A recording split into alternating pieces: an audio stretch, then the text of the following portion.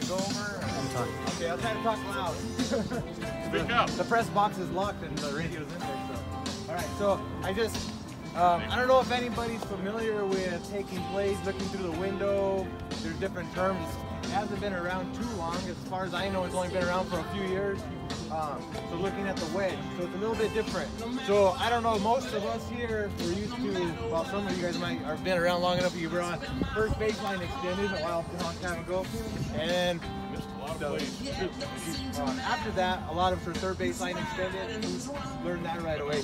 As soon as the ball's hit, you step back from the plate, from the catcher, and they get third baseline extended and see everything coming in, right?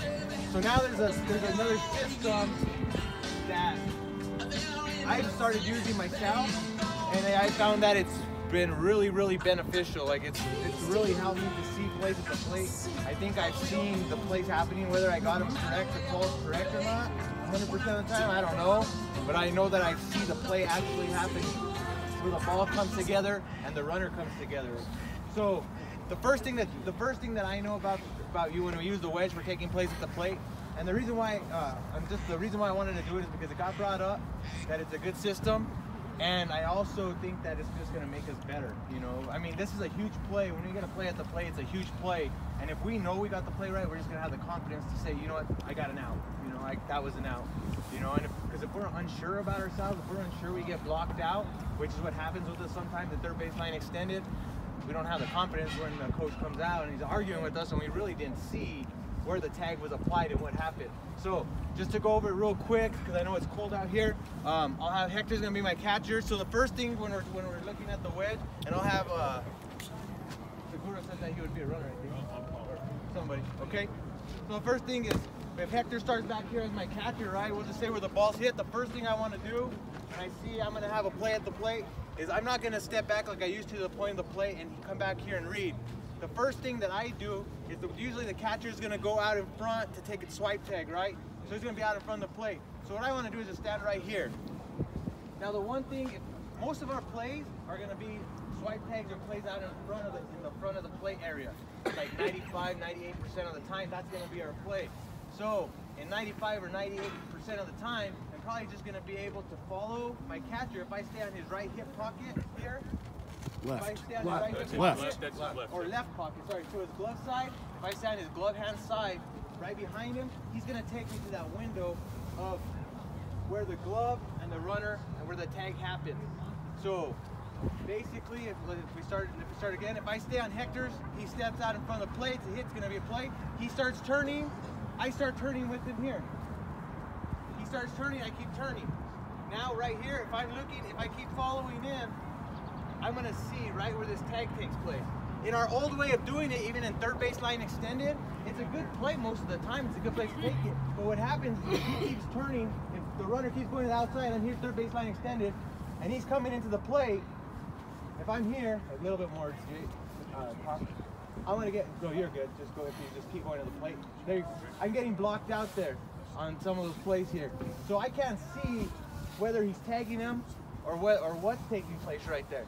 But if I'm able to follow his glove hand side, his front hip pocket all the way around, now I'm here, now I can see the play. I don't want to get sucked in too far, but 6 to 8 feet, I don't know, right here, somewhere in this vicinity, I'm seeing this play still happening here. So I'm following him around.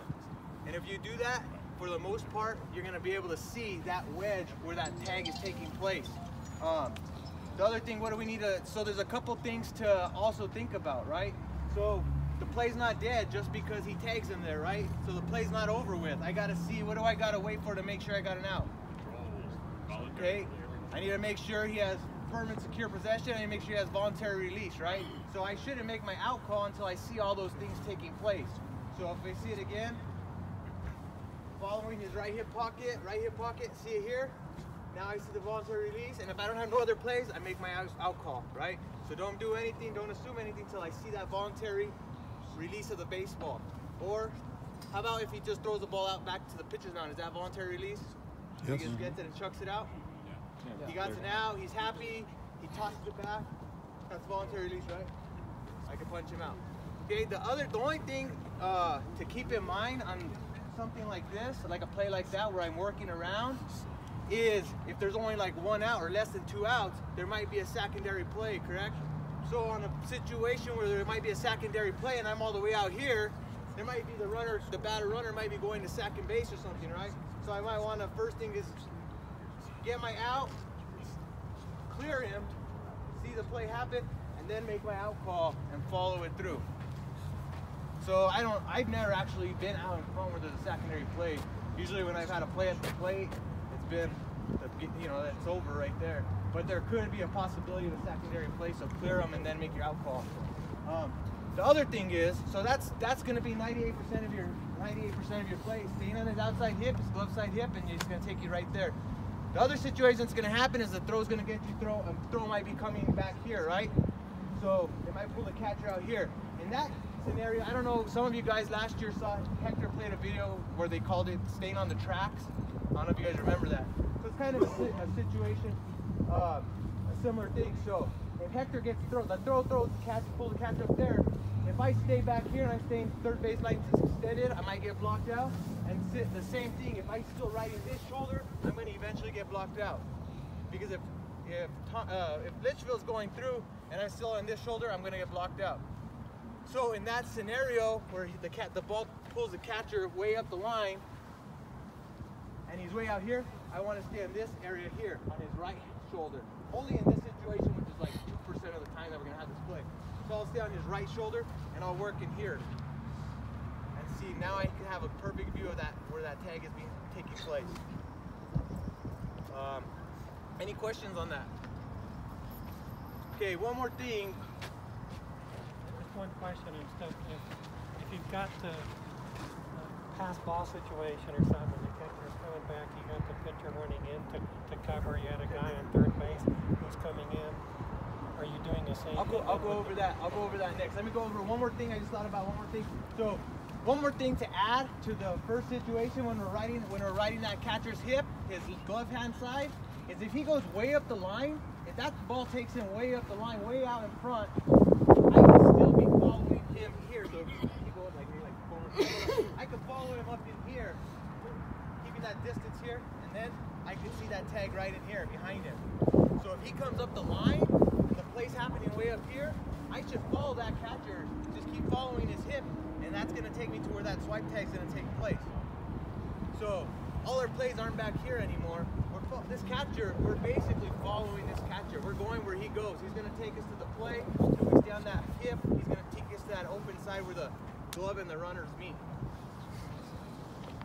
So any questions on that? It's something to keep in mind. I know some people have never seen that before, or there's some things that have changed that are a little bit different. But if you start looking at that and just remember to right that catcher's glove side, his left hip, he'll take you to the play and you'll see that play just open up on you and you'll be like, holy shit, you know, and it'll be like, man, it's just a beautiful thing. It's a beautiful thing to see that. It's beautiful. So, especially if it's an out. Yeah. So, going back to Michael's question on a pass ball. So if I have a pass ball, right? So we'll say the pass ball came out to the right. What I'm gonna do is I'm gonna clear, if Hector's the catcher, I'm gonna clear him here, right? Now I wanna work to this third base line side, and then I'm gonna have a good look going in. So I wanna work to this side because the play's gonna happen usually on this side, right? Of the bag, the pitch is gonna be coming in, and that play's gonna be happening right in this vicinity right here. So if I work to this side, I have a view of that front edge of the plate. I can see everything taking place. I'm not gonna get blocked out. I can see this the front edge right here, right? So I can see if the runner's touching the plate, if he's stepping around the plate. I can see where that contact is made from the pitcher coming across. I have a good view of all that stuff right there. Same thing if you have to open the gate the other direction. And if I open the gate the other way, same thing. If he goes that way, I'm already going to be, or the opposite way, to the left. It's going to spin there. I'm going to already be here. And I probably don't have to be. I can be set up right here watching the pitcher come in, watching the throw, everything in front of me. Everything should be happening right there in front of me. You know, I might have to adjust. Make sure you know where the throw is coming from. That's what I was going to say. Don't set up and then stare here expecting the catcher to miss you, because he's not going to look. He's going to turn and fire. And if it's coming from over there and you've moved into this and it's errant, He might wear one in the back of the head and not know about it. Rotate further and stuff. If the ball is back over this way, you want to get further around. Well, know where the ball's coming from. It's like anything we do in umpiring, right? We always want to chest the baseball, right? We don't want to turn our back to the baseball whether we're on the field. Same thing if we're here on the plate. So if the ball's thrown from this corner, say where Mark's at, I'm going to clear him out this way, and I should keep my head here, and I should watch it, and then snap my head when I see that release from his hand. Then I can snap my head back and see the play taking place in this area. So chest the ball around, work it over, see the play come in. And you have a pretty good look, a really good look actually. Any questions? Any questions on that? So just make sure, you know, the one thing, I'll say it again, make sure you got that voluntary release. Take your time, have slow timing, right? See the ball, see the play happen, see the baseball come up, follow it up with your eyes, see it come out of his gloves, see him release it, and then bang him out or safe it, whatever you got. But let the play happen, see the voluntary release, let the play happen. The worst thing that's gonna happen is you're whacking him out, and then the next thing you know, you're turning around, and the baseball's rolling out on the ground out in front. So see the play all the way till it's over. It's not over till we got voluntary release, right? Anything else? Can anybody think of anything else to follow? We're good? All right, guys. That's all I had.